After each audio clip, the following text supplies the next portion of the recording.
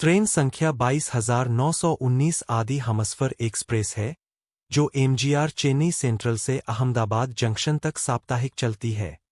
समय सारणी चलती है बुधवार प्रस्थान एमजीआर चेन्नई सेंट्रल से 16 बजे, गंतव्य अहमदाबाद जंक्शन दूसरे दिन 21:15 बजे, यात्रा अवधि 29 घंटे 15 मिनट।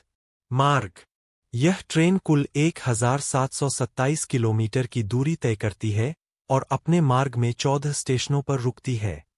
प्रमुख पड़ावों में शामिल है Tamil Nadu MGR Chennai central, Andhra Pradesh Renigunta junction, Guntakal junction, Karnataka Raichur, Kalaburagi, Maharashtra Solapur junction, Pune junction, Kalyan junction, Vasai road, Palghar PLG, Gujarat Surat, Vadodara junction, Anand junction, Ahmedabad junction.